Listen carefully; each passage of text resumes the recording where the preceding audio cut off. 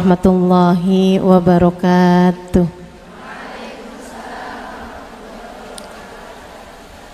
Alhamdulillah, wassalatu wassalamu ala Rasulillah Muhammad ibn Abdillah wa ala alihi wa sahbihi wa man wala.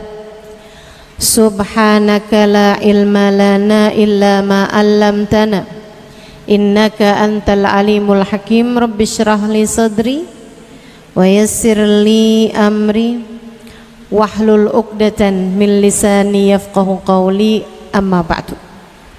Istiqomah membawa kepada keberkahan. Istiqomah membawa berkah. Ini tema yang diberikan Bu Nyai kepada saya.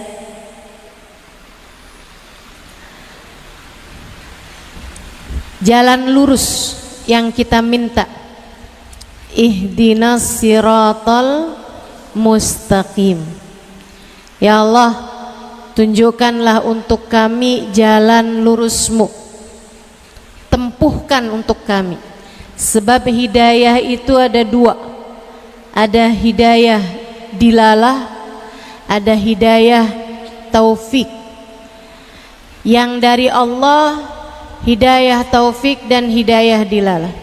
Tapi yang dari manusia, kalau kita sebut Nabi Muhammad Al-Hadi, sang penunjuk jalan, sang pemberi hidayah, maka yang dimaksudkan dengan Al-Hadi dalam diri Nabi Muhammad SAW sebagai makhluk adalah yang dimaksudkan hidayah dilalah, hanya sekedar memberitahu jalan. Selebihnya, innaka la tahdi man ahbabta walakinallaha yahdi man yasha. Sesungguhnya engkau wahai Nabi Muhammad tidak dapat memberi hidayah kepada orang yang kau kehendaki, akan tetapi hanya Allah lah satu yang dapat memberikan hidayah kepada yang Allah kehendaki.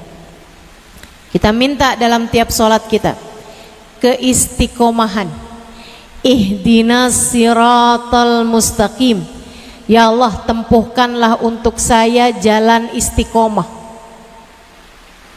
Mustaqim, jalan yang lurus. Lurus. Kami minta itu ya Allah kepadamu. Dari semua hal yang perlu kita mintakan kepada Allah Subhanahu wa taala, Allah meminta kita untuk membaca doa ini setiap rakaat dalam sholat kita. Dalam sholat itu yang pasti surat yang kita wajib baca kan Al-Fatihah. Dalam Al-Fatihah itu hanya ada satu doa. Doanya adalah minta keistiqomahan. Karena Allah tahu itulah yang paling penting untuk dimiliki seorang hamba. Karena Allah tahu itulah hal terpenting untuk kita memilikinya sebagai seorang hamba. Keistiqomahan dalam jalan kebaikan. Ditempuhkan oleh Allah SWT jalan kebaikan. Jadi kalau diartikan itu bukan ihdinas siratal mustaqim, tunjukkan kepada saya Allah jalan lurusmu. Karena kalau tunjukkan itu siapapun dapat melakukannya. Para nabi-nabi dapat melakukannya, menunjukkan kepada kita jalan lurus. Guru-guru kita dapat melakukannya, para dai, para ulama, para syuyukh. Itu semuanya adalah orang-orang yang dapat menunjukkan kepada kita jalan lurus. Yang kita minta kepada Allah Subhanahu wa taala bukan itu. Ihdinas siratal mustaqim, yang kita minta adalah hidayah bukan dilalah, akan tetapi hidayah taufik. Ya Allah, tempuhkanlah untukku jalan lurusmu. Keistiqomahan. Keistiqomahan dalam jalan Allah. Sebab itu hal paling penting, adik-adikku sekalian. Kita perlu minta kepada Allah Subhanahu wa taala agar kita dikaruniai istiqomah dalam jalan Allah, ditempuhkan oleh Allah jalan lurusnya Allah Subhanahu wa ta'ala. Ketika Allah menyampaikan surat Al-Fatihah ini, kita doa minta tunjukin jalan lurus. Allah kemudian kasih tahu jalan lurus itu, istiqomah itu jalan yang kayak gimana. Allah nggak kasih tahu siratul Islam, Allah nggak kasih tahu siratus shalah waz zakah wal a'mali salihah, nggak gitu. Akan tetapi Allah kasih tahu siratal ladzina an'amta alaihim. Ya Allah, tempuhkan untuk kami jalan lurusmu ya Allah.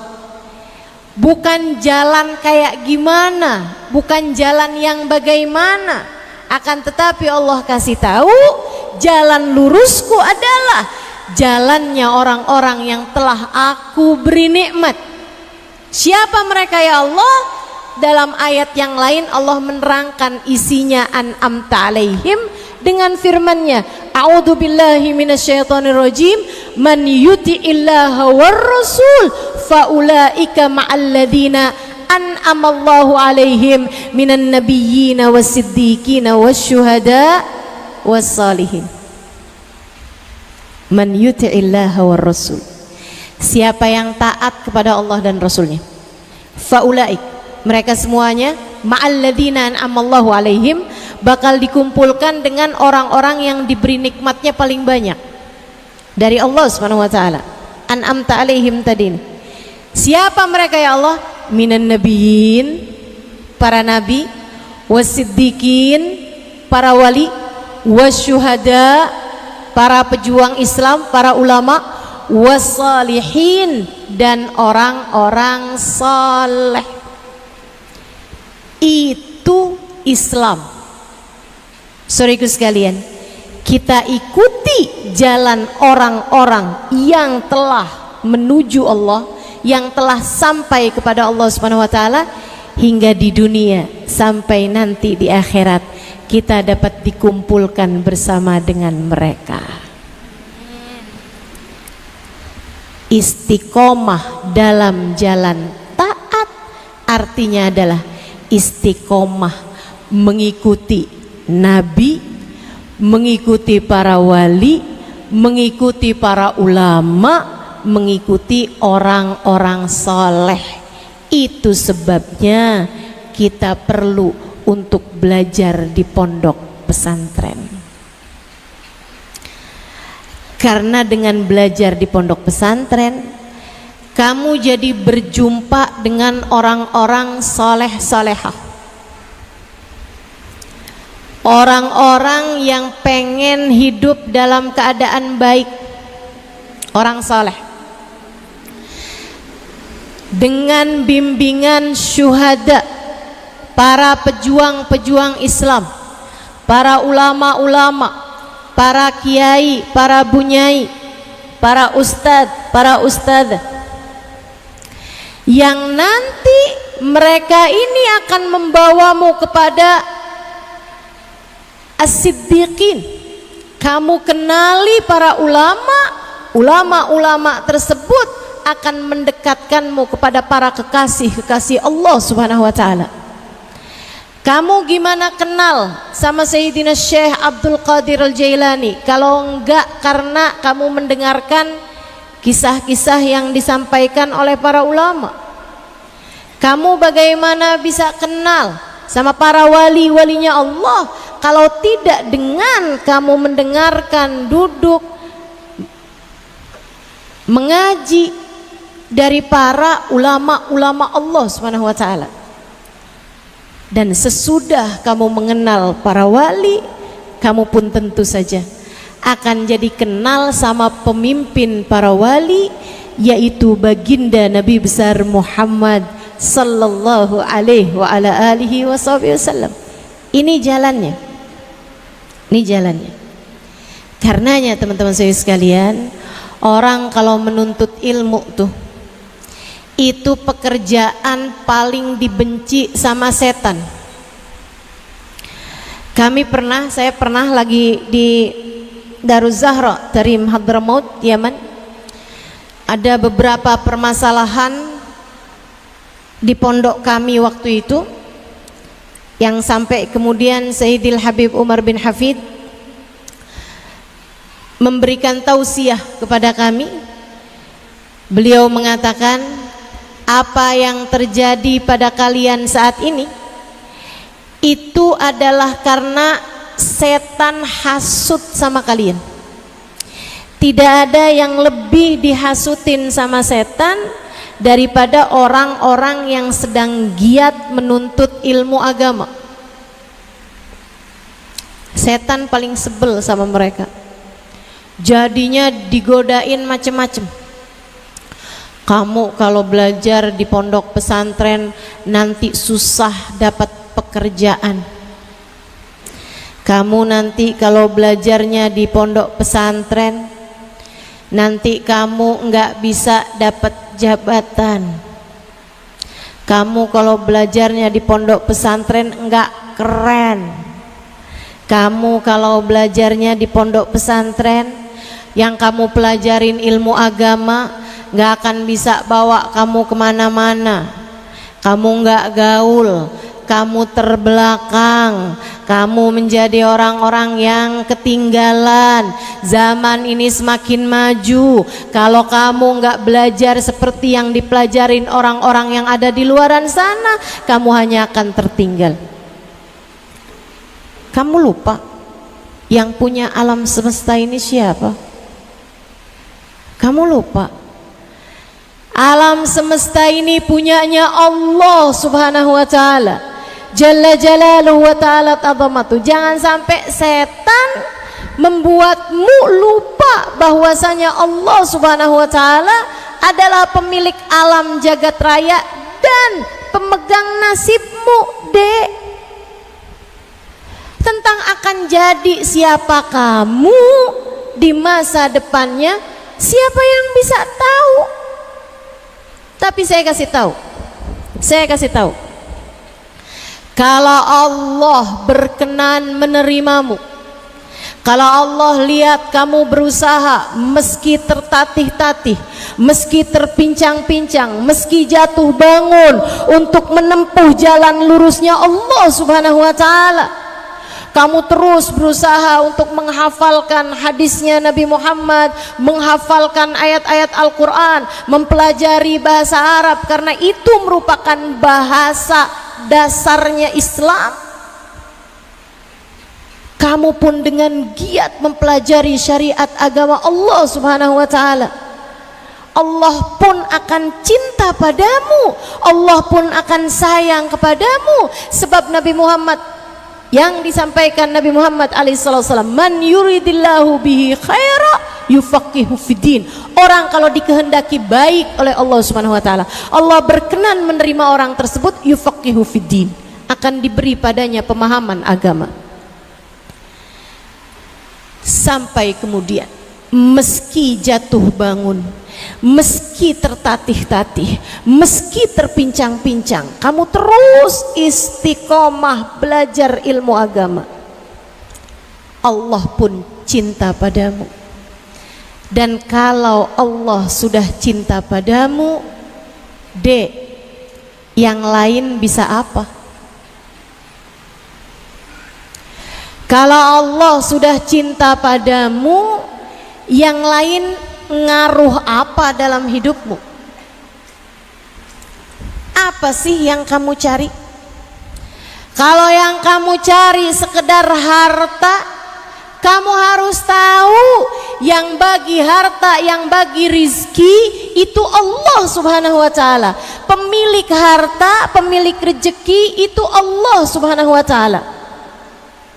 Orang-orang aja yang pada salah alamat. Alamat rezeki adanya pada Allah. Kalau ada orang nih, saya mau pergi umroh naik pesawat yang menuju Amerika, sampai apa enggak kira-kira? Hah? Sampai apa enggak? Enggak sampai. Kenapa gitu? karena dia tidak menuju kepada alamat yang sebenarnya. Orang itu kalau mau nyari apa-apa, nyarinya sesuai alamat, biar sampai. Saya kasih tahu, Dek, alamatnya rezeki itu adanya pada Allah. Huwar Razzaq, kata Allah, dzul quwwatil matin. Allah lah satu sang pemberi rezeki, dialah satu sang pemilik kekuatan sejati. Karenanya yang istiqomah di jalan Allah, sisanya mengenai masa depanmu, pastikan Allah akan mengaturnya. Saya ingat salah satu ucapan Mbah Mun.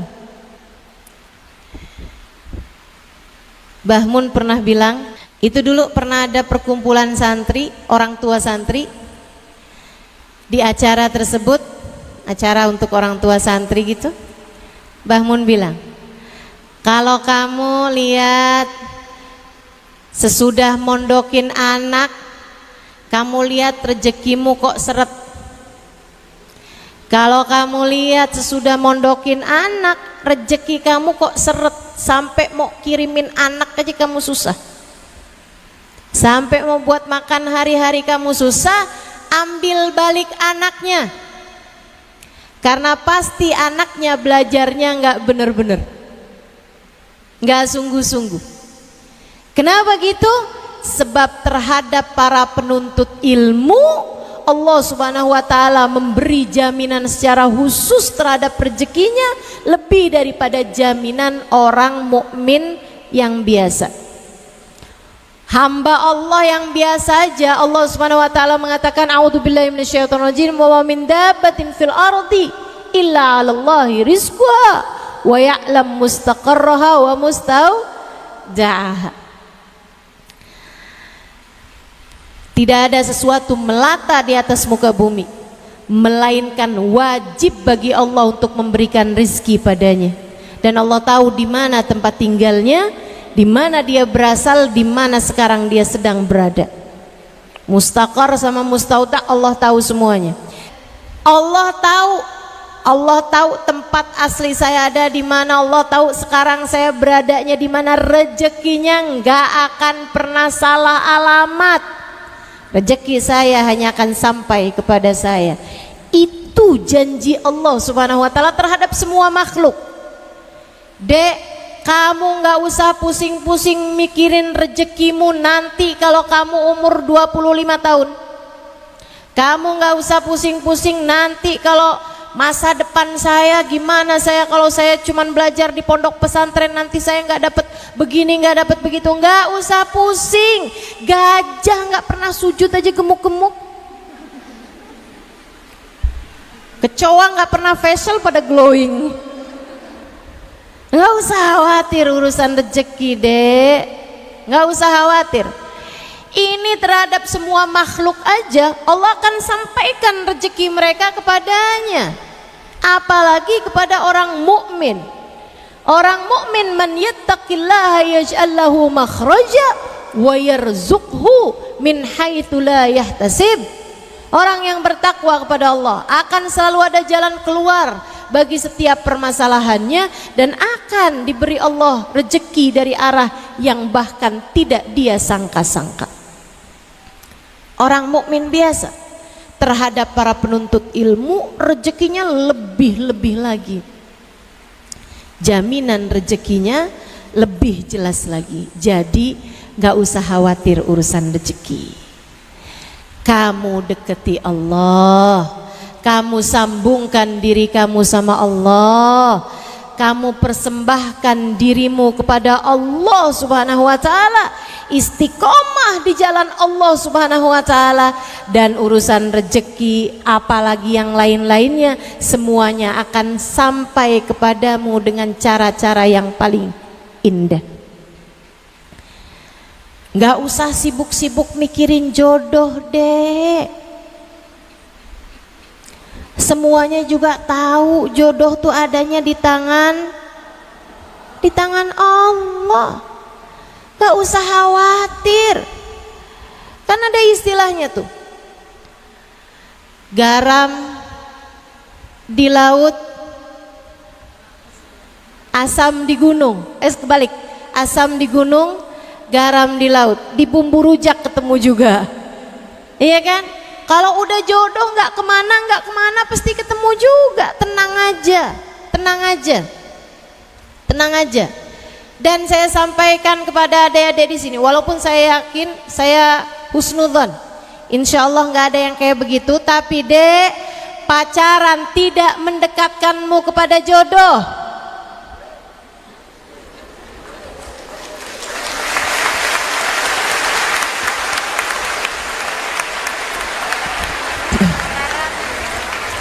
Saya sih mau husnudzon ya. Saya husnudzon nih adik-adik nih nggak ada nih yang pacaran. Semoga Allah tidak menjadikan saya kecewa dengan persangkaan saya. Saya punya persangkaan santri nggak ada yang berani melakukan apa yang diharamkan Allah Subhanahu wa taala. Kamu kalau pacaran nggak mendekatkanmu kepada jodoh. Ada berapa banyak orang pacarannya sama siapa, kawinnya sama siapa? Bukan begitu? Iya. Nggak ada. Pacaran tidak mendekatkanmu kepada jodoh. Apalagi pacaran tidak mendekatkanmu kepada kebahagiaan hidup rumah tangga. Sama sekali enggak. Sama sekali enggak. Ustazah, kan pacaran biar kenal nih sama orangnya, jadi kita nggak salah pilih. Jadinya saya bisa tahu nih orang ini cocok apa enggak sama saya. Jadi kalau nikah nanti saya nggak nyesel gitu. Ya ampun dek. Saya sering banget dengar para istri curhat, padahal dia ustazah waktu pacaran sama saya. Kayaknya tuh dia bilang gak ada perempuan cantik selain kamu. Sekarang ustazah begitu dan nikah sama saya 5 tahun, dia bilang semua perempuan cantik selain kamu. Yang bermula dengan aku tak sanggup hidup tanpamu, berakhir dengan aku tak sanggup hidup denganmu. Pacaran. Kenapa bisa begitu ya ustazah? Zayyana syaitanu lahum a'malahum. Allah mengatakan dalam Al-Quran, setan itu menghias-hiasi yang jelek-jelek jadi kelihatan cakep. Karena orang kalau lagi pacaran, kata Nabi Muhammad, tidak berdua-duaan laki-laki dengan perempuan, melainkan yang ketiganya adalah. Kamu udah tahu kan? Kamu udah tahu. Kamu udah tahu. Makanya jangan. Nggak usah pusing mikirin jodoh. Nggak usah. Nggak usah. Udah diatur dari atas langit sana. Biarkan Allah aja yang ngatur. Jangan kamu libatkan setan dari sejak awal pernikahanmu. Sebab setan enggak akan mau dia untuk cabut dari sesuatu yang memang dia sudah diundang sebelumnya. Kamu setiap pacaran berduaan sama laki-laki itu kamu kok lagi ngundang setan. Kita ketemuan yuk. Kamu kirim WA ke pacar kamu. Itu yang terkirim bukan cuma nama pacar kamu doang, tapi sama setan juga. Dijawab tuh, oke, sama pacar kamu dan sama setan juga. Jadi saat berdua-duaan sebenarnya nggak pernah berdua kamu. Yang ketiganya adalah. Makanya begitu habis selesai nikah, setan yang itu sekarang berubah, tujuannya adalah untuk memisahkan keduanya. Sebab kalau orang belum nikah, setan berusaha untuk mendekatkan dia kepada perzinaan. Sementara kalau udah orang menikah, tujuan setan adalah justru memisahkan keduanya. Jangan mau begitu adik-adikku sayang, jangan aja. Udah nggak usah repot-repot urusan jodoh. Tenang aja dek, kalau udah jodohnya nggak akan kemana. Saya baru tahu mukanya suami saya sesudah akad nikah. Baru tahu saya, oh ini dia suami saya. Untung aja cakep. Saya sih nggak nyesel, nggak tahu dia. Masya Allah. Nggak pakai, jangankan pacaran, perkenalan pun nggak tahu saya muka dia kayak gimana. Dia juga nggak tahu bininya kayak gimana. Kayak beli kucing dalam karung. Teman-teman sekalian, nggak saling kenalnya udah langsung aja. Dari awal tidak kami inginkan setan untuk masuk dalam rumah tangga kami. Biarkan Allah dan Rasulnya yang ikut campur dalam rumah tangga kami. Tak kami biarkan setan mencampuri rumah tangga kami. Gitu seharusnya. Gitu seharusnya dek. Siapa yang mau nyontoh? Insya Allah. Jadi ustazah pacaran haram? Enggak. Pacaran tuh halal, sunnah bahkan sesudah akad nikah. Kalau kamu udah akad nikah silahkan pacaran sama dia. Silahkan apaan aja yang kamu mau kerjakan silahkan. Tapi sesudah akad nikah, kalau belum akad nikah jangan melibatkan setan dalam kehidupan kamu dek. Jangan, nanti hanya akan ada penyesalan dalam kehidupan kalian. Sekarang kalian belajar di pondok pesantren, saatnya untuk istiqomah menjalankan taat pada Allah Subhanahu wa taala. Di sanalah terdapat segala keberkahan dalam kehidupan. Ngikutin jalannya ulama, ngikutin jalannya para wali di depan mereka, ngikutin jalannya baginda Nabi besar Muhammad. Apa sih jalannya mereka? Guru saya Habibana Zain bin Smith, Madinah.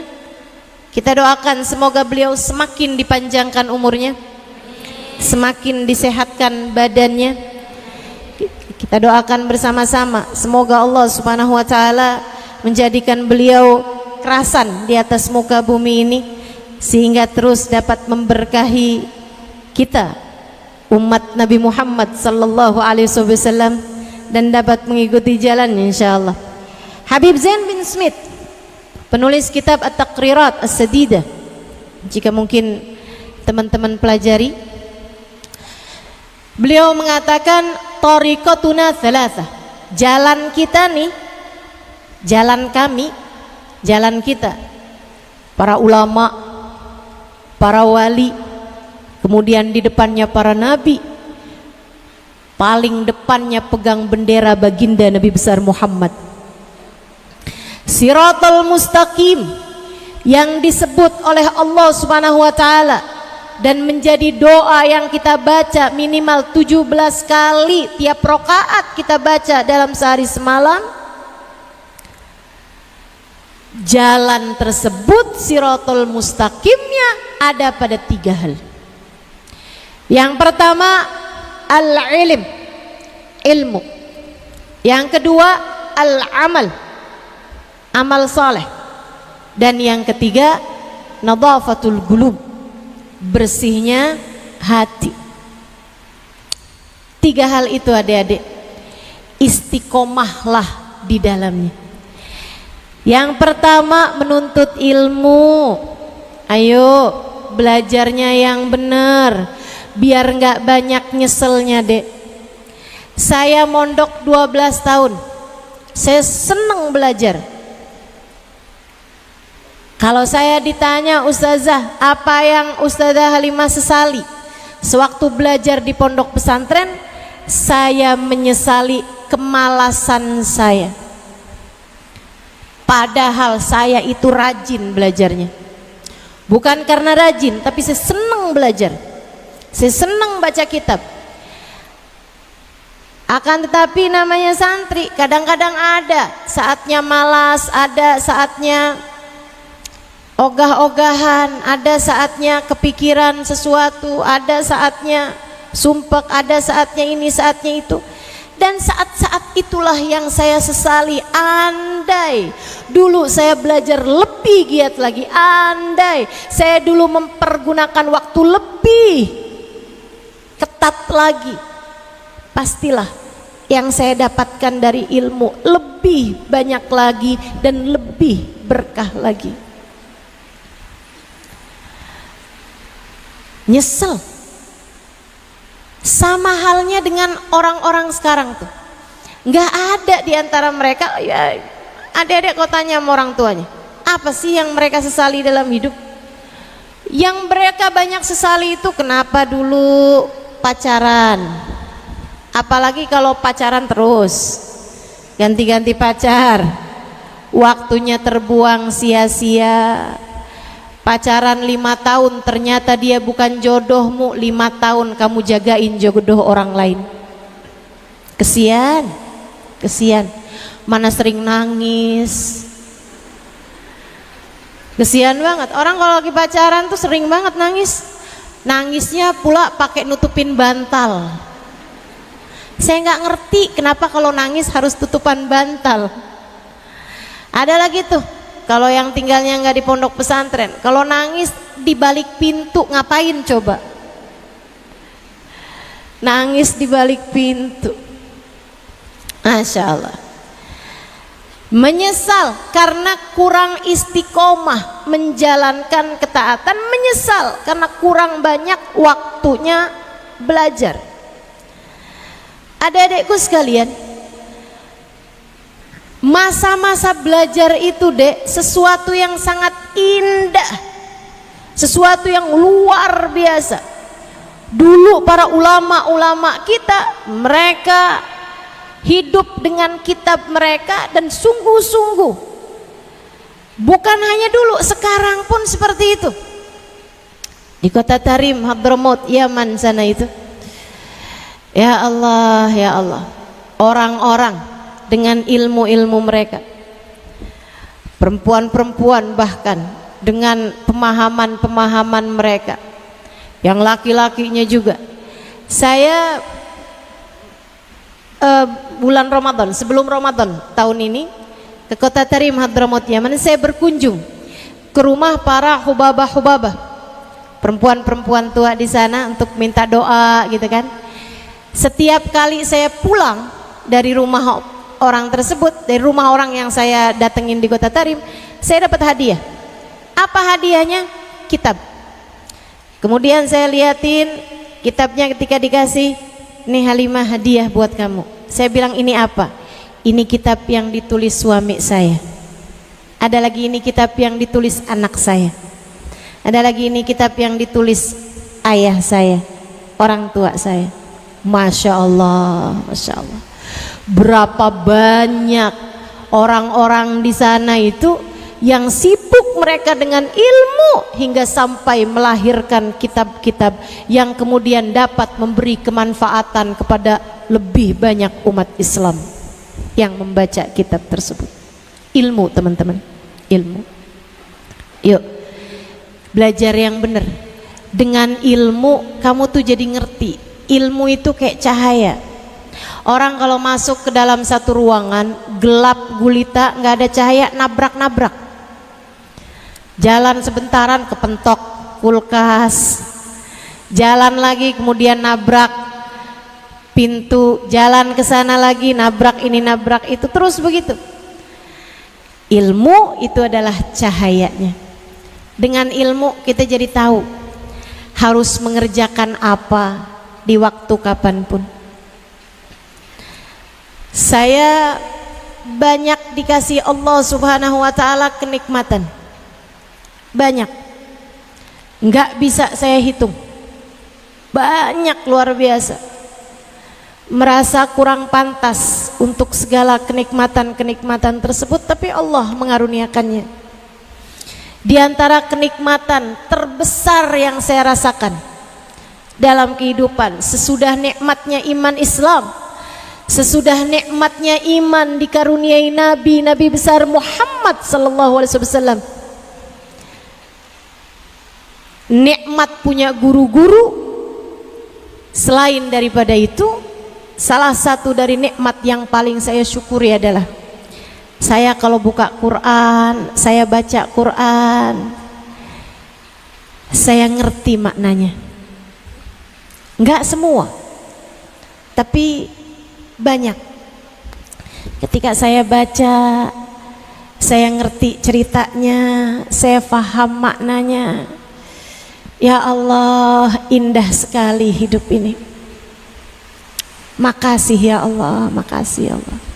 Manis. Ilmu ini manis, teman-teman. Ilmu agama ini nikmat luar biasa.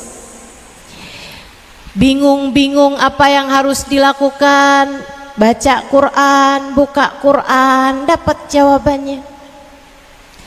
Ia adalah sumber kehidupan. Ia adalah muara segala ilmu. Kamu belajar di pondok pesantren, kamu lama-kelamaan akan ngerti banyak dari firman Allah Subhanahu wa ta'ala.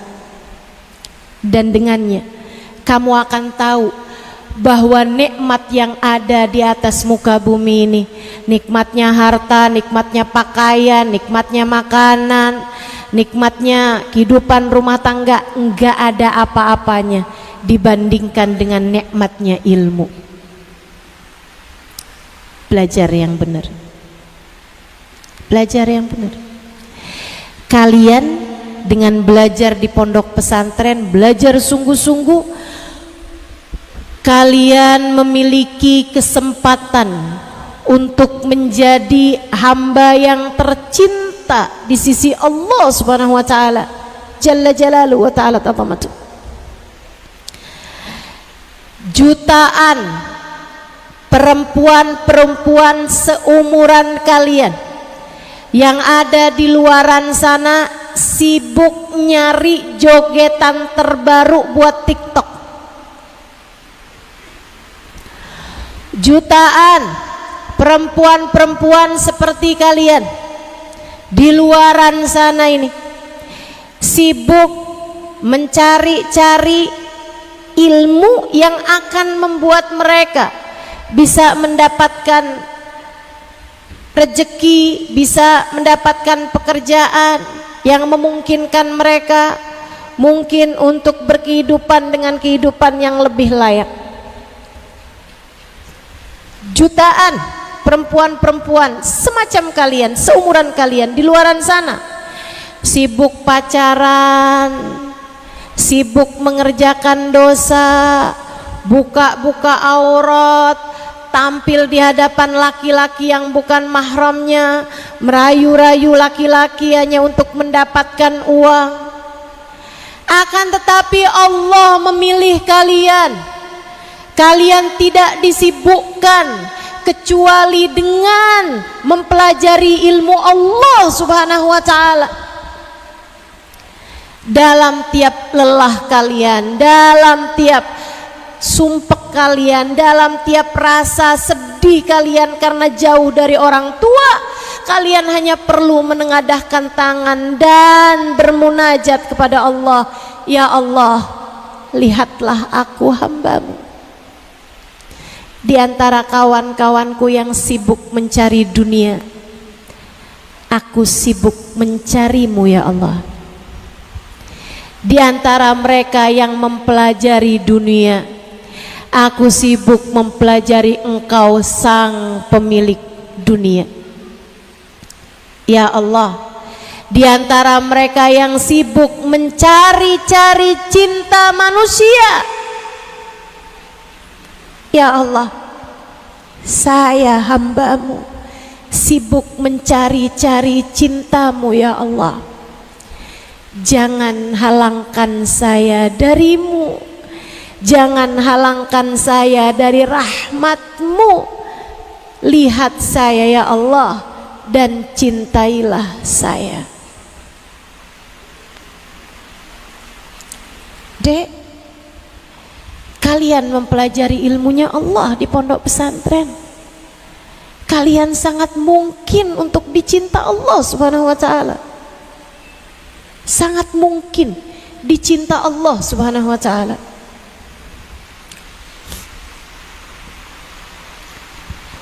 Kalian juga sangat mungkin untuk disayang-sayang sama Nabi Muhammad.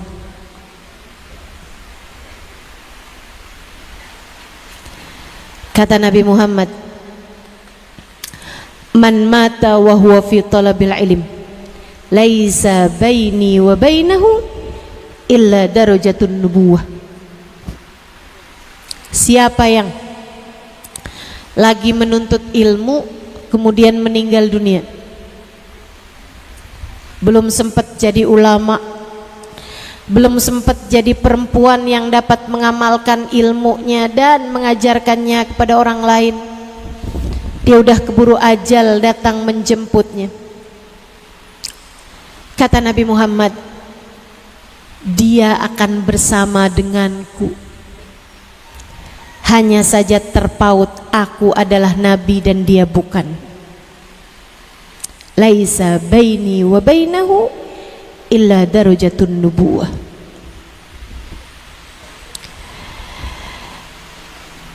Menjadi penerus Nabi Muhammad, menjadi orang yang punya cita-cita yang sama dengan cita-citanya Nabi Muhammad, ingin mengemban tugas dakwah, pengen bisa mempelajari ilmu, ilmunya sesudah kita kuasai, kita ajarkan kepada orang lain. Kalian layak dicinta sama Nabi besar Muhammad sallallahu alaihi wa ala alihi wasallam. Apa yang kalian lakukan di pondok pesantren ini semuanya pantas buat bikin Nabi Muhammad tambah sayang. Di pondok pesantren kan kegiatannya selain belajar, sholat berjamaah, betul? Apalagi kegiatannya baca zikir berjamaah, betul? Baca maulid, baca sholawat, baca doa, baca. Kegiatannya semuanya sesuatu hal yang pantas untuk menjadikan kalian umat yang dicinta sama Nabi Muhammad sallallahu alaihi wasallam. Nabi Muhammad itu kalau udah sayang sama seseorang, Nabi Muhammad akan bertanggung jawab dengan orang tersebut. Tenang, saya pernah dengar salah satu ucapan dari guru saya Hubabah Maryam, istri dari Habib Zain bin Smith, yang saya sedang sampaikan ucapan beliau saat ini. Hubabah Maryam dulu pernah bilang, Halimah, jangan segan, jangan ragu-ragu untuk kamu ngurusi urusan umatnya Nabi Muhammad. Kamu belajar, kamu mengajar, ngurusin umatnya Nabi Muhammad. Kamu belajar buat bikin kamu jadi ngerti caranya jadi umat Nabi Muhammad yang benar, yang bagus, yang ngikutin jalannya Nabi Muhammad sallallahu alaihi wasallam. Kata Hubabah Maryam, nggak usah sungkan, nggak usah ragu Halimah, jangan malas buat ngurusin urusannya umatnya Nabi Muhammad sallallahu alaihi wasallam. Tenang nak, kamu urusin urusannya Nabi Muhammad, Nabi Muhammad yang akan mengurusi urusanmu. Dengan syafaat beliau, urusan kamu akan diurusi sama Nabi Muhammad. Dan beneran, nggak usah ada yang dikhawatirkan teman-teman saudaraku sekalian. Kamu ada di jalan ini, jalan belajar dan mengajar, lihatlah segala urusan-urusanmu diberi kemudahan oleh Allah Subhanahu wa taala, karena kamu menjadi seseorang yang pantas disayang-sayang sama Nabi Muhammad. Kalau buat saya sih, disayang sama Nabi Muhammad, disayang sama Allah Subhanahu wa taala, saya nggak peduli orang lain mau sayang apa enggak sama saya. Disayang sama Allah, disayang sama Nabi Muhammad, saya nggak peduli pandangan orang pada saya. Maka adik-adik saudaraku sekalian, belajar yang sungguh-sungguh. Dengan kamu belajar, kamu memungkinkan dirimu untuk menjadi seorang hamba yang dicinta sama Allah, disayang sama Nabi Muhammad sallallahu alaihi wasallam. Al ulama warathatul anbiya, pewaris Nabi Muhammad sallallahu alaihi wasallam. Para ulama yang ngerti ilmu. Dan dek, jujur aja nih ya, kita nih perempuan, saya banyak bepergian keluar luar kota, bahkan keluar luar negeri untuk berdakwah, untuk bercerita tentang Islam, untuk menyampaikan tentang syariat agama ini, untuk mengingatkan orang tentang Allah, mengingatkan orang tentang Nabi Muhammad. Ada banyak sekali daerah-daerah yang kekurangan para ustadzah. Ada banyak banget tempat-tempat di mana perempuan-perempuan muslimah di sana kesulitan buat tanya, saya keluar darah tanggal sekian, apakah saya haid atau istihadah? Mereka bingung, nanyanya mesti kemana. Ada banyak orang-orang di atas muka bumi ini, banyak daerah-daerah di Indonesia ataupun bahkan di luar negeri juga, rumah tangga yang nggak ngerti suami saya ngomong kayak begini, sudah jatuh talak atau belum, dan mereka nggak ngerti mesti nanyanya ke siapa. Akhirnya ada banyak orang-orang yang nggak punya ilmu, kemudian menjadi pembicara, menjadi penceramah, yang akhirnya kemudian dianggap sebagai ustadz, dianggap sebagai ustadzah. Orang-orang bertanya kepadanya, dia pun menjawab karena malu ketahuan tidak berilmu. Fa'aftau fadallu wa adallu, mereka memberi jawaban yang salah, sesatlah orang-orang, dan di orang-orang tersebut juga menyesatkan orang lain. Kesalahan umat ini adalah karena kurangnya orang-orang berilmu yang menyampaikan sesuai dengan ilmu. Ayo dek, ayo, yuk kita bantuin dakwahnya Nabi Muhammad, kita bantuin agama Allah Subhanahu wa taala. Intan surullah yansurkum, kata Allah Subhanahu wa taala. Kamu tolong agama Allah, Allah tolong kamu. Enggak usah ragu-ragu.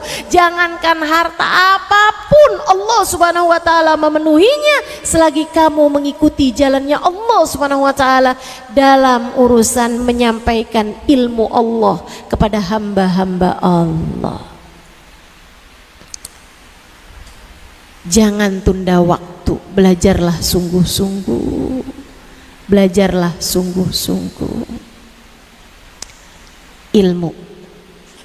Yang kedua, istiqomahnya tuh selain daripada ilmu juga amal. Kamu udah tahu ilmunya, amalin, praktekin, jangan tinggal. Jangan tinggal. Sholatnya yang bagus, ibadahnya yang bagus. Sholat berjamaah jangan tinggal deh. Di pondok pesantren nih kan diadakan sholat berjamaah, tapi banyak di antara santri-santri yang kalau pulang sholatnya sendirian aja. Saya suka dapetin itu. Saya juga dulunya begitu. Kalau di pondok pesantren sholatnya berjamaah, tapi kalau udah pulang udah tuh masing-masing aja sholatnya gitu. Kayak yang ngapain nungguin orang mau sholat gitu. Sampai akhirnya di Tarim juga saya banyak belajar tentang bagaimana seharusnya sholat berjamaah dilaksanakan. Saya pernah dapati ada seorang perempuan Dia cerita, saya kemarin ini nggak enak makan, seharian saya nggak enak makan, saya nangis panjang hari. Saya tanya, kenapa gitu Baba? Soalnya kemarin waktunya Isya saya sholat sendirian, nggak punya temen buat sholat berjamaah. Menangis panjang hari karena terlewat sholat berjamaah. Masya Allah, Masya Allah. Salatul jamaah tafdhul salatul fard bi 27 darajah. Salat berjamaah lebih daripada orang salat sendirian 27 kali lipat. Makanya begitu nikah, saya ditanya sama suami saya, apa permintaan kamu dari saya? Saya bilang, saya nggak mau salat sendirian, kita harus selalu salat berjamaah. Dia bilang itu aja. Ya itu aja. Alhamdulillah, sampai dengan sekarang kami masih berusaha terus untuk sholatnya dengan berjamaah. Bahkan kalau dia pulang terus dia belum sholat, saya sudah sholat sekalipun, saya akan menemani dia untuk melaksanakan sholat berjamaah. Dia pun juga begitu. Kalau saya pulang misalnya kesorean atau kemalaman dan saya belum sholat, dia udah sholat, saya akan minta dia untuk menemani saya sholat berjamaah. Dia tidak keberatan, alhamdulillah, untuk menemani saya sholat berjamaah agar sholat saya tidak sendirian. Saudaraku sekalian, Habib Umar bin Hafid mengatakan, Nabi Muhammad tuh sholatnya berjamaah. Tidak diriwayatkan ada satu sholat pun dilaksanakan Nabi dengan sendirian. Nabi Muhammad sholatnya berjamaah. Para sahabat-sahabat Nabi Muhammad sholatnya berjamaah. Para ulama-ulama sholatnya dengan berjamaah. Orang-orang soleh sholatnya dengan berjamaah. Kalau kamu baca kitab I'anatul Talibin di bab tentang sholat jamaah, ada bahasa hum ya'uzun, mereka bertakziah kepada kawannya yang terlewat sholat berjamaah. Jadi kalau ada temennya yang biasa sholat berjamaah barengan, kok waktu itu nggak sholat berjamaah, ditakziahin dari pentingnya sholat berjamaah. Habib Umar bilang, Nabi Muhammad sholat berjamaah, para sahabat Nabi Muhammad sholat berjamaah, para wali-wali sholat berjamaah, para ulama-ulama sholat berjamaah. Kamu sholatnya sendirian, mau ikutan siapa? Saya ingat Ubabah Maryam almarhumah Al-Haddar bintul Habib Muhammad bin Abdullah Al-Haddar, istri dari Habib Zain bin Smith. Ketika beliau awal kali datang ke Indonesia, banyak mendapatkan curhat. Biasa kan ibu-ibu kan pada curhat tuh, kalau datang Ubabah gitu kan, pada suka curhat. Datang orang soleh curhat, minta doa. Nah kebetulan yang curhat ini nggak bisa bahasa Arab, Ubabahnya nggak bisa bahasa Indonesia. Jadilah saya harus menjadi dua mata selain dari empat mata mereka itu. Jadilah saya tahu permasalahan hidup rumah tangga orang di saat saya baru aja menikah, baru 2 bulan 3 bulan waktu itu. Dari semua permasalahan rumah tangga orang, di antara pertanyaannya Hubabah kepada mereka, kamu sholat di rumah berjamaah enggak? Dan semuanya mengatakan hal yang sama, enggak, kami sholatnya sendiri-sendiri. Sesudah nggak ada orang, pas lagi nggak ada orang, saya ada nanya sama Hubabah, apa kaitannya sholat berjamaah dengan keutuhan rumah tangga? Hubabah Maryam bilang, ya Halimah, ma tasma' qaul Rasulillah sallallahu alaihi wasallam. Qaul Rasulullah sallallahu alaihi wasallam, kamu kan pernah dengar hadisnya Nabi Muhammad sallallahu alaihi wasallam, la yusawwuna sufufakum aw la yakhtalifanna qulubakum. Rapikan saf kalian dalam sholat jamaah atau akan bercerai-berai hati kalian. Jika sholat berjamaah safnya nggak bener aja, hati bisa bercerai-berai, bagaimana pula dengan orang yang tidak mengerjakan sholat berjamaah? Hatinya sulit bersatu. Lagi pula kalau kita nih pondok pesantren, di rumah sholatnya berjamaah, Allah akan pandangnya sebagai satu kesatuan. Dan sering saya sampaikan kepada para istri di luaran sana, ini kan juga walaupun saya nggak doain cepet-cepet, Tapi saya berharap semuanya juga nanti kelak akan menjadi istri-istri, akan menjadi istri. Kok nggak ada yang amin ya? Dari seorang laki-laki yang soleh insya Allah. Dan dia dapat menjadi istri yang solehah insya Allah. Para istri yang ada depan-depan saya ini, harap simak dengan baik ini ucapan dari orang-orang soleh solehah, para guru-guru saya. Orang kalau udah sholatnya berjamaah suami istri atau mengerjakan ibadah-ibadah yang lain bersama-sama, suami istri sedekah barengan, suami istri tahajud di waktu malam, suami istri zikir bersama, suami istri baca sholawatan bersama gitu. Orang yang bersama-sama dalam kebaikan, Allah akan memandangnya sebagai satu kesatuan. Maka mereka yang mengerjakan ibadah bersama-sama akan disatukan hatinya oleh Allah Subhanahu wa taala. Dan ingat-ingatin ucapan saya, suami istri yang sholatnya berjamaah, hatinya akan disatukan Allah, dan yang dipersatukan oleh Allah tak ada kekuatan manapun yang dapat memisahkannya. Ingat-ingat itu.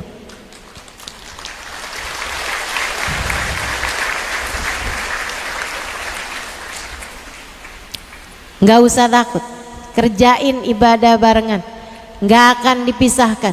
Nggak ada apapun yang bisa memisahkan. Jangankan hanya urusan kecil-kecil ya, kekuatan sihir seluruh dunia nggak akan bisa memisahkan orang yang sudah dipersatukan oleh Allah Subhanahu wa taala. Apalagi cuman sekedar pelakor. Gak usah takut. Gak usah takut teman-teman saya sekalian. Caranya ibadahlah bersama-sama. Nah itu adik-adik, amalkan ilmu yang udah kita dapat. Dapat fadilahnya salat berjamaah, amalin. Dapat hadis mengenai bahayanya bohong, tinggalkan bohong. Dapat hadis mengenai, dapat pelajaran mengenai harus beradab kepada orang tua, harus beradab kepada guru, amalkan. Apapun aja yang kamu tahu dari kebaikan-kebaikan, amalkan, usahakan untuk mengamalkannya. Di sanalah terdapat cahaya, sebab katanya seorang ulama, al ilmu yahtif bil amal wa inistajab wa illartahal. Ilmu akan memanggil untuk diamalkan. Kalau kamu amalkan, ilmunya akan tetap. Kalau enggak, ilmu tersebut akan hilang. Ilmunya akan pergi. Ilmunya bakal pergi kalau kamu tidak berusaha untuk mengamalkannya. Lagi pula, kalau ilmu tersebut kamu amalkan, lebih mudah bagimu untuk menyampaikannya kepada orang lain. Ilmu tersebut akan ada cahayanya, akan ada pengaruhnya kepada orang-orang yang mendengarkannya untuk dapat mengamalkan ilmu tersebut. Jadi istiqomah di jalan Allah adalah dengan satu, dapetin ilmu, belajar yang sungguh-sungguh. Yang keduanya adalah dengan mengamalkan ilmu. Yang terakhirnya, bersihkan hati. Bersihkan hati dari apa? Sekurangnya dari dua hal. Jauhkan hatimu dari kebencian terhadap siapapun. Hati itu punya pekerjaan, dan pekerjaannya hati yang paling besarnya adalah mencintai dan membenci. Karenanya yang harus kamu ingat-ingat deh, nomor satu, hatimu itu dijagain. Jangan biarkan kebencian terhadap siapapun mengotori hatimu. Saya sayang sama kamu, karenanya saya sampaikan padamu, siapapun yang menyakiti hatimu, siapapun yang pernah berbuat salah padamu, siapapun yang pernah mendolimimu, maafkan dia. Saya sayang sama kamu. Ah, enak aja Ustazah kalau saya maafkan. Enak dia dong. Bukan enak dia, enak di kamu. Sebab kalau kamu tidak memaafkan kesalahan orang, sholat kamu, ibadah kamu tertahan. Kata Nabi Muhammad, salasatun la turfa salatuhum fawqa ru'usihim shibra. 3 kelompok orang sholatnya tidak akan terangkat dari kepalanya 1 jengkal pun. Kalau keangkat aja enggak, bagaimana diterima? Kalau diterima saja tidak, bagaimana dibalas? Tuh, kita tuh kirim WhatsApp ngarepin dibalas kan harus sudah terkirim duluan. Kalau nggak terkirim karena nggak ada sinyal, atau kalau nggak terkirim karena nggak ada pulsa, bagaimana mungkin akan diterima? Kalau diterima aja nggak, gimana mau dibales? Ada urut-urutannya. Nah, ini kata Nabi Muhammad, 3 kelompok orang kalau sholat atau ibadah yang lain nggak akan keangkat 1 jengkal pun dari atas kepalanya. Siapa mereka wahai Rasulullah? Man amma qauman wahum lahu karihun. Siapa yang menjadi pemimpin sebuah daerah atau pemimpin sebuah komunitas dan rakyatnya atau masyarakatnya benci kepadanya karena kezaliman yang dia lakukan. Pemimpin-pemimpin yang zalim, itu sholatnya nggak diterima sama Allah Subhanahu Wa Taala. Pemimpin-pemimpin yang nggak disayang merakyatnya, sholatnya nggak diterima sama Allah Subhanahu Wa Taala. Kemudian yang kedua, imra'atun batat wa zawjuha 'alaiha sakit, istri yang tertidur malam dalam keadaan suaminya tidak ridho kepadanya. Enggak usah bangun tahajud kalau suamimu lagi marah sama kamu. Enggak usah tahajud nih Ustazah, enggak usah. Ngapain Ustazah? Minta maaf. Minta maaf sama suami. Percuma tahajudnya kalau suamimu belum memaafkan dirimu itu. Minta maaf, minta ridho, baru kerjain ibadah. Sebab selagi suami nggak ridho, sholatmu nggak akan angkat 1 jengkal pun dari atas kepalamu. Dan yang terakhir, ikhwan mutasariman, 2 orang yang sedang bertikai, 2 orang yang sedang nggak akuran. Dalam hadis yang lain, mangkana fi qalbihi syahna, orang yang di hatinya terdapat dendam, belum bisa memaafkan kesalahan orang lain. Itu kalau malaikat rahmat mau nurunin rahmat, mau nurunin ijabah doa, mau menurunkan rasa syukur, sabar, ilmu yang manfaat, keberkahan.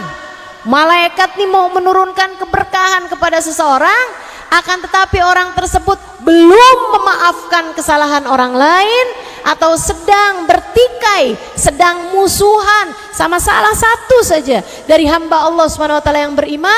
Allah bilang sama para malaikat, unduru hatta yasallaha, tunggu sampai pada damai, tunggu sampai mereka pada akuran, baru turunkan rahmatku, baru turunkan ijabah doa, baru turunkan berkah, baru turunkan semua kebaikan-kebaikan tersebut. Hanya akan bergantung antara langit dan bumi karenanya, karena saya sayang sama kamu. Kesian kalau kamu kemudian belajar tapi ilmunya nggak manfaat. Kesian kalau kamu ibadah tapi ibadahnya nggak layak diterima Allah Subhanahu wa taala. Jangan sampai itu terjadi hanya karena kebencianmu terhadap siapapun. Jangan benci siapapun, Dek. Jangan benci siapapun. Allah nggak kasih izin. Satu-satunya yang Allah izinkan kamu untuk membencinya hanyalah setan. Inna syaitana lakum aduun fattakhiduhu aduwa. Sesungguhnya setan adalah musuh, jadikan dia musuhmu. Setan aja. Jadi kalau kamu lagi benci sama seseorang, tinggal kamu lihatin aja, dia setan apa bukan. Selagi dia bukan setan, maka kamu tidak diberi izin untuk membenci seseorang. Seperti apapun kesalahannya, maafkanlah. Jelas? Hatimu bersihkan, jangan biarkan punya kebencian. Ustazah, saya emang gak ada yang saya benci nih dari santri-santri, tapi Ustazah, saya tuh benci banget sama ibu tiri saya.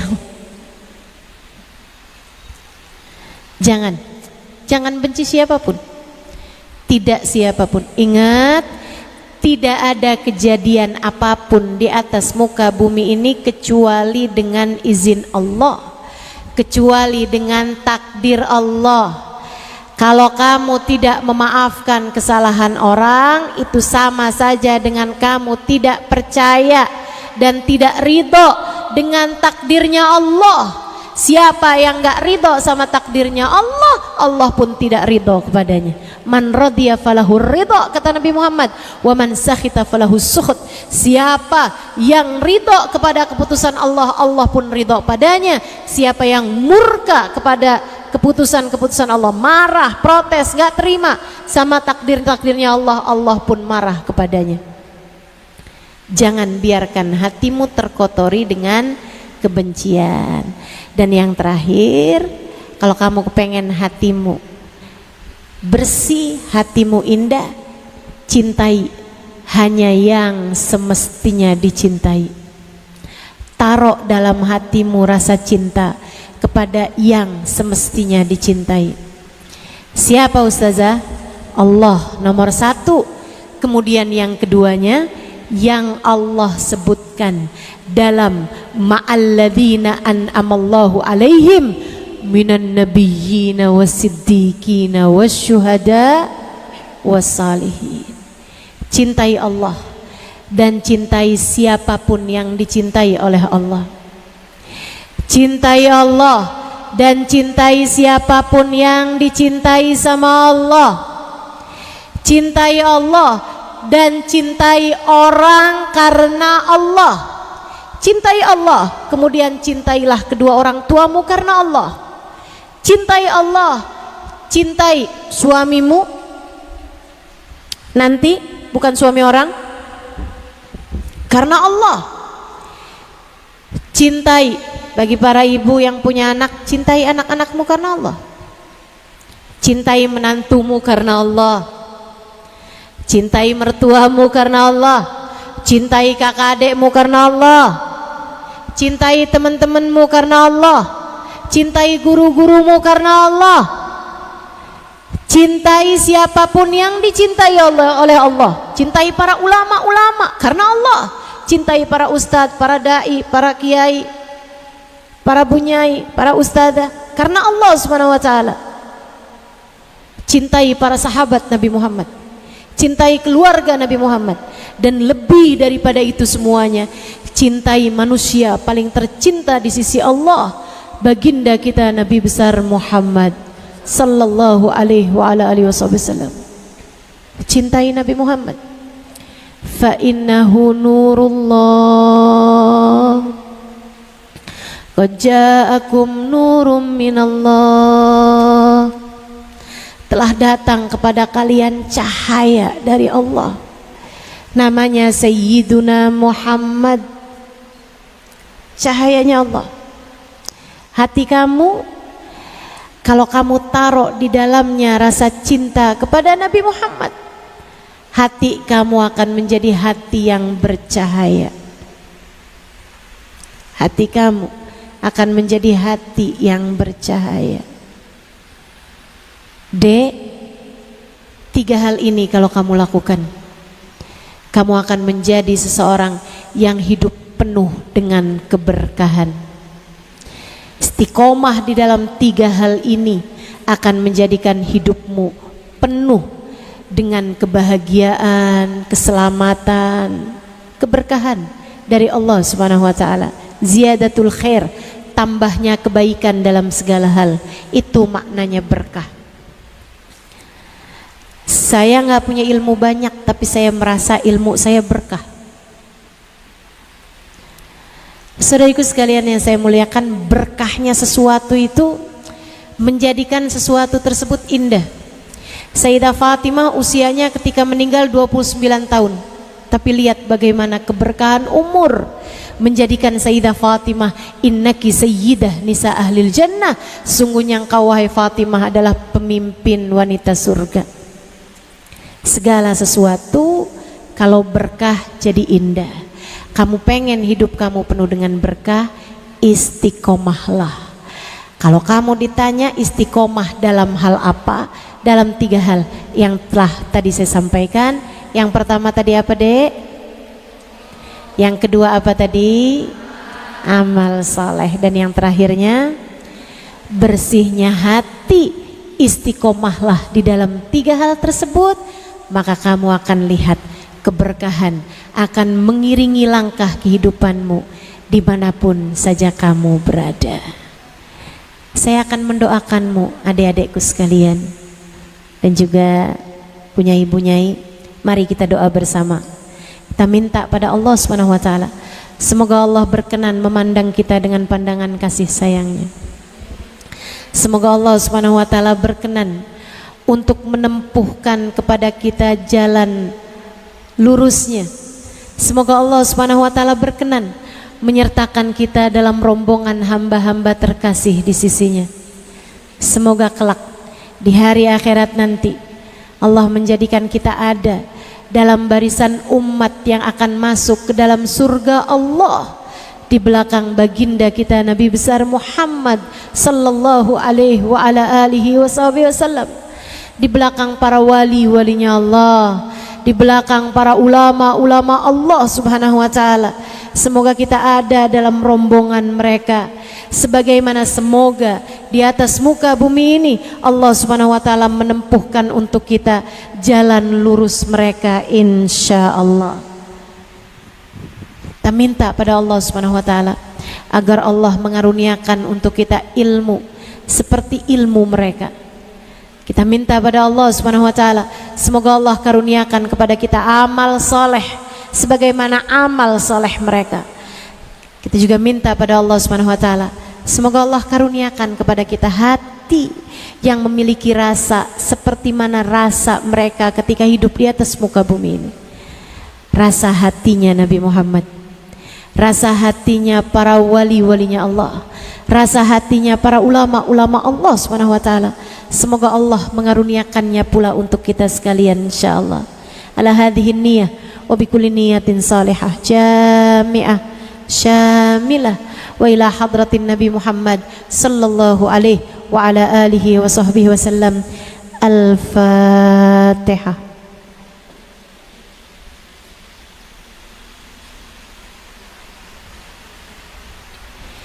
Iyyaka na'budu wa iyyaka nasta'in. Ihdinas siratal mustaqim.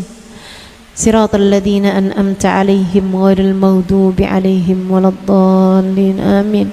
Allahumma bihaqqil Fatihah, birmatil Fatihah, barakatil Fatihah, taftah lana abwabal khair, tu'amilana mu'amalata ahlal khair, takfina min jamil fitan wal mihan bu'us wa dhair. Innaka wali kulli khair, mutafaddil bi kulli khair birahmatika ya arhamar rahimin. Allahumma inna nas'aluka ziyadatan fid din, barakatan fil umur, wa sihhatan fil jasad, wa sa'atan fil rizqi, wa taubatan qablal maut, wa maghfiratan ba'dal maut, wa afwan indal hisab, wa amanan minal adab, wa nasiban minal jannah, wa razuqna an-nadhar ila wajhikal karim. Allahumma afina min balaik, wa uzi'na syukra na'maik, wa adikna barda afwik wa halawata munajatik. Allahumma inna nas'aluka minal uquli awfaraha, wa minal adhani asfaha, wa minal a'mali azkaha, wa minal akhlaqi atyabaha, wa minal arzaki adzalaha, wa minal afiyah akmalaha, minad dunya khairaha, wa minal akhirah na'imaha, bihaqqi sayyidina Muhammadin sallallahu alaihi wasallam. Ya muqallibal qulub, thabbit qulubana ala dinik. Ya muhawwilal ahwal, hawwil halana ila ahsanil hal, wa afina min ahwali ahli dhalal wa fi'lil juhal. Allahumma akhrij min qulubina kulla qadarin lid dunya wa kulla mahallin lil khalq yamilu bina ila ma'siyatik aw yushghiluna an ta'atik aw yahul bainana wa bainat tahaqquq bi ma'rifatikal khassah wa mahabbatikal khalisah. Allahumma ij'al jam'ana hadha jam'an marhuma wa tafarruqana min ba'dihi tafarruqan ma'suma wa la taj'alillahumma lana wala fina wala ma'ana syaqiyan wala matrudan wala mahruma. Allahumma rabbana taqabbal minna innaka antas samiul alim wa tub alaina innaka antat tawwabur rahim bifadli subhana rabbika rabbil izzati amma yasifun wa salamun alal mursalin walhamdulillahi rabbil alamin. Taqabbalallah minna wa minkum, taqabbal ya karim. Mudah-mudahan ada manfaatnya yang saya sampaikan. Mudah-mudahan doa-doa kita juga dijabah Allah Subhanahu wa taala. Mudah-mudahan Allah jadikan kita semuanya hamba yang Dia ridhai. Mudah-mudahan Allah jadikan kita semuanya hamba yang kelak akan dikumpulkan dalam rombongan baginda Nabi besar Muhammad sallallahu alaihi wa ala alihi wasallam insyaallah. Amin ya rabbal alamin. Mohon maaf kalau kepanjangan. Mudah-mudahan bermanfaat. Billahi taufiq wal hidayah wal afu minkum. Assalamualaikum warahmatullahi wabarakatuh.